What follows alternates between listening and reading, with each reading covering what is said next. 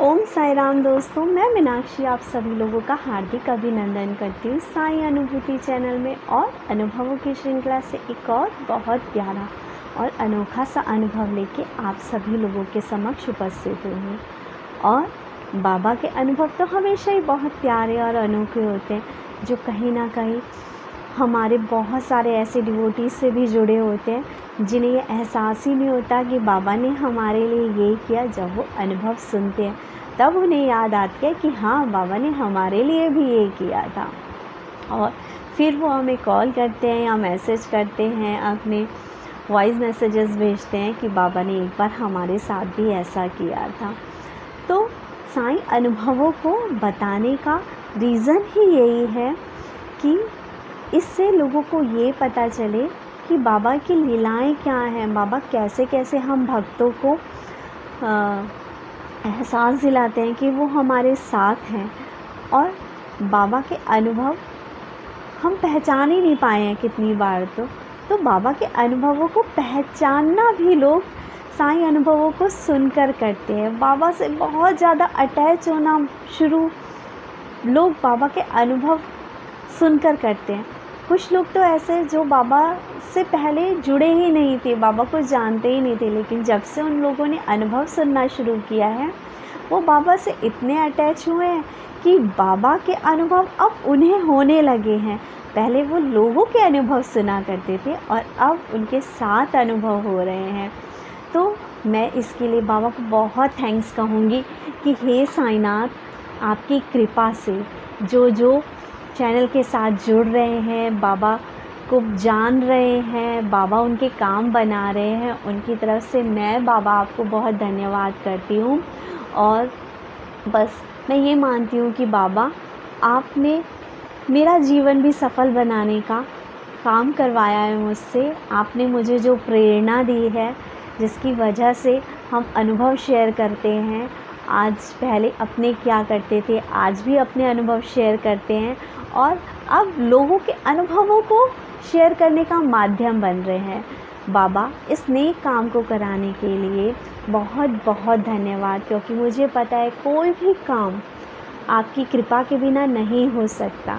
आपकी कृपा ही है जो हम पे बरसी है और आपने मुझे ब्लेस किया है और मुझे इस काम के योग्य समझा है। साथियों, मैं बहुत आभारी हूँ उन लोगों की जो अपने प्यारे प्यारे अनुभव हमारे साथ शेयर करते हैं। तो चलिए एक और प्यारा अनुभव आपके साथ शेयर करते हैं। अनुभव राउरकेला से है और ये सुमन जी ने भेजा है। सुमन जी के इससे पहले भी अनुभव शेयर किया गया है। ये जो अनुभव सुमन जी ने भेजा है ये है बाबा के 9 व्रतों से लेके। वो बताती हैं कि उन्होंने बाबा के 9 व्रत रखे और 9 व्रतों को रखने का उनकी जो मंशा थी, उनकी जो कामना थी, वो सिर्फ इतनी थी कि बाबा मेरे भाई की जॉब नहीं लग रही है, उसकी आर्थिक स्थिति करने के लिए सही आप उसका सहयोग कीजिए। बाबा मैं एक माध्यम बन रही हूँ, बाबा आप मेरे भाई की नौकरी लगवा दीजिए। वो बताती हैं कि जब उन्होंने बाबा का फर्स्ट व्रत रखा उसके सेकंड डे ही उनके पास कॉल आई भाई के पास और बाबा ने उनकी ज्वाइनिंग करवा दी।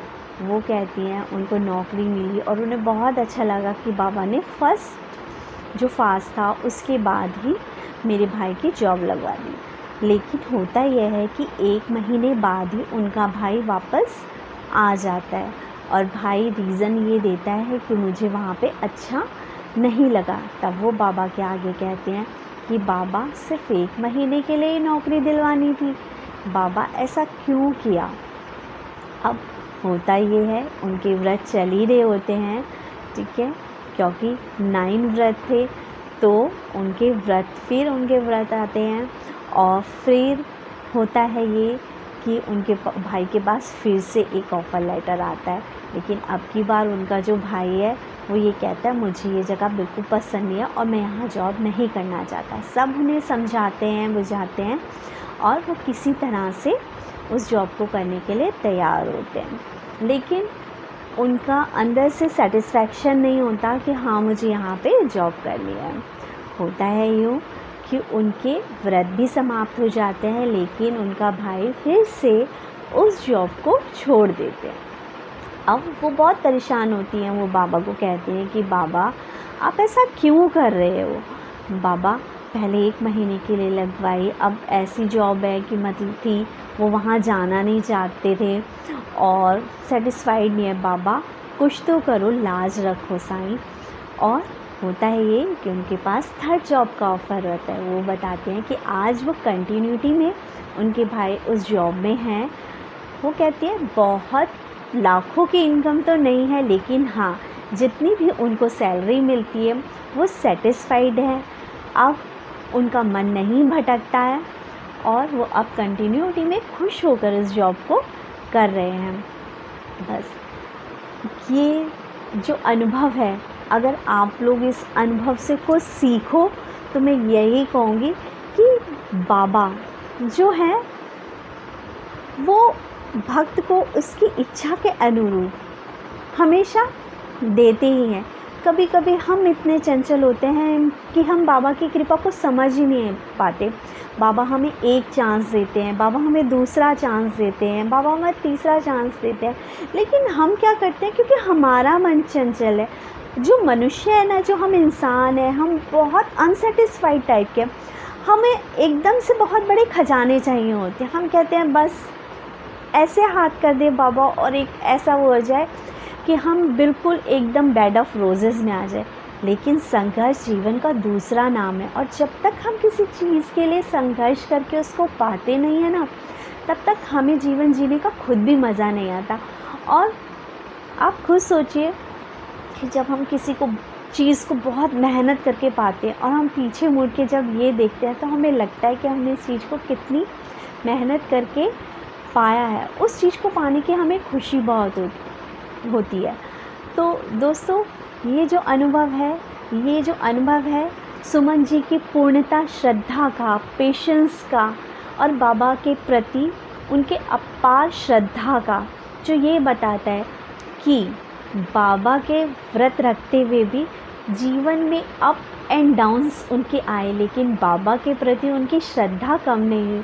बाबा हमेशा अपने बहुत अच्छे वक्त का एग्ज़ाम भी लेते हैं, और उस एग्ज़ाम के टाइम पर यदि वो दृढ़ता से बाबा को पकड़े रहे, श्रद्धा के साथ, सबूरी के साथ, तो बाबा उसकी नैया पार लगा ही देते हैं और उसका जो जीवन का लक्ष्य होता है वो उसे मिल ही जाता है। बहुत बहुत धन्यवाद सुमन जी, अपना बहुत प्यारा और अनोखा अनुभव हमारे साथ शेयर करने के लिए। आज इस अनुभव से मैं समझ सकती हूँ कि बहुत से लोगों को ये समझ में आया होगा कि पेशेंस रखना कितना ज़रूरी है। अपने मन की चंचलता को त्याग कर बाबा को पूर्णतः समर्पित होइए, क्योंकि ये हमेशा से हम सुनते आए हैं कि ईश्वर जो करता है वो अच्छे के लिए ही करता है।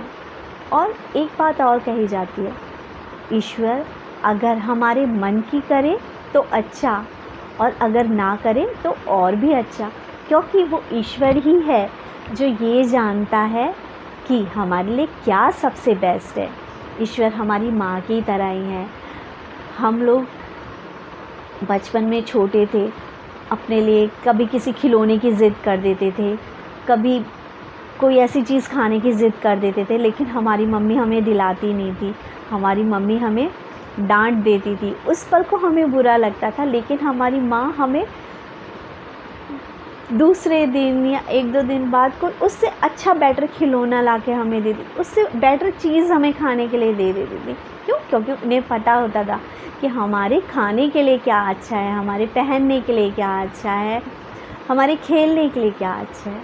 माँ बाप और ईश्वर कभी हमें दुख नहीं पहुँचाते दोस्तों। ये सिर्फ़ और सिर्फ हम अपने फ्रेंड सर्कल में फंस के, अपने साथियों के साथ होती हुई कुछ बहुत अच्छी चीज़ें देखते हुए हमें लगता है हमारे माँ बापों ने हमें ये नहीं दिया, लेकिन हमेशा से और हर माँ बाप अपने बच्चों को बेस्ट देना चाहता है। आज मैं एक चीज़ और शेयर करना चाहूँगी दोस्तों आप लोगों के साथ। बहुत सारे बच्चे ऐसे हैं जिनके फ़ोन आते हैं मेरे पास और वो ये कहते हैं कि हम किसी के साथ इन्वॉल्व थे और आज जो हमारा वो रिश्ता टूट गया है, हमें वो अपनी ज़िंदगी में वापस ले। नंबर ऑफ़ टाइम्स वो ट्रायल्स करते हैं, कोशिश करते हैं बात करने की, लेकिन वहाँ रिश्ता उनका दोबारा से नहीं हो पाता। वो हर्ट होते हैं और बार बार हर्ट होते हैं। उन्हें लगता है कि बहुत सारे सपने देखे थे, सारे टूट गए। वो बाबा को कितनी बार ब्लेम करते हैं कि हम बाबा के मंदिर भी जाते थे साथ, वो भी बाबा को मानता है, मैं भी बाबा को मानती थी, फिर भी ऐसा क्यों हुआ। अब मैं बाबा को पूजूंगी नहीं, भगवान कुछ नहीं होता। तो उनके लिए सिर्फ़ इतना है, सिर्फ़ इतना, ईश्वर को पता है, हमारे माँ बापों को पता है कि हमारे लिए क्या बेस्ट है। पहली चीज़ हम ये कहते हैं अपने ईश्वर से कि भगवान तूने हमें धोखा दिया, तूने हमारी ये काम नहीं किया। एक पल को शांत होके ये सोचो, क्या जिस पल आप किसी दूसरे बंदे के साथ इन्वॉल्व हो रहे थे, क्या आपने सारी जानकारी अपने माँ बापों को दे रखी थी? क्या आप अपने रिश्तों को धोखा नहीं दे रहे थे? आप भी तो अपने रिश्तों को धोखा दे रहे थे। आप धोखा देने के बाद अपने उन माँ बापों को, भाई बहनों को धोखा देने के बाद किसी दूसरे से आप उम्मीद करते हो वफ़ादारी की, क्या वो वफ़ादारी आपको मिल पाएगी? पहले खुद को धोखा देने वाले इंसान की श्रेणी से अलग करो, फिर देखो कैसी कृपा बरसेगी।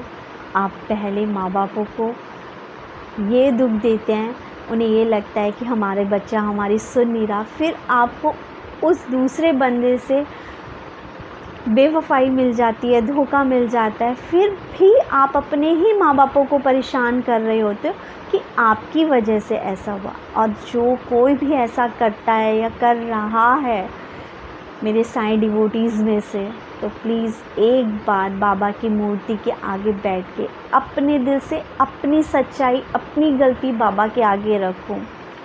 यकीन मानोगे आपको बहुत शांति मिलेगी। और आप जो दूसरों को ब्लेम कर रहे हैं, अपने माँ बापों को दुख पहुंचा रहे हैं, आप नहीं पहुंचाएंगे। और उस पल और उस क्षण आपको लगेगा कि आपको अपने घर वालों से, माँ बापों से माफ़ी मांगनी चाहिए, क्योंकि एक धोखा आपने भी उन लोगों को दिया है। बस मैं यही चाहती हूँ कि बाबा पे श्रद्धा और सबूरी इसलिए रखिए कि बाबा आपको वो ताकत दें आपके कष्टों से लड़ने के लिए, आपके दुखों से लड़ने के लिए। इसलिए नहीं कि बाबा बस एकदम से आपकी एक ऐसी अनएक्सपेक्टेड सी चीज़ पूरी कर दें, ठीक, जो आगे जाकर आपको हानि पहुंचाए। और यकीन मानिए बाबा कभी भी अपने किसी भी भक्त को ऐसी कोई चीज़ नहीं देते जो उसके लिए भविष्य में जाके गलत साबित हो। इसी के साथ दोस्तों, ओम साई राम। चैनल को लाइक करिएगा, शेयर करिएगा एंड सब्सक्राइब करिएगा। और बस बाबा को ये कहिए कि तेरे नाम का सिमरन करके मेरे मन में सुख भर आया, तेरी कृपा को मैंने पाया, तेरी दया को मैंने पाया, तेरे नाम का सिमरन करके मेरे मन में सुख भर आया। ओम साई राम।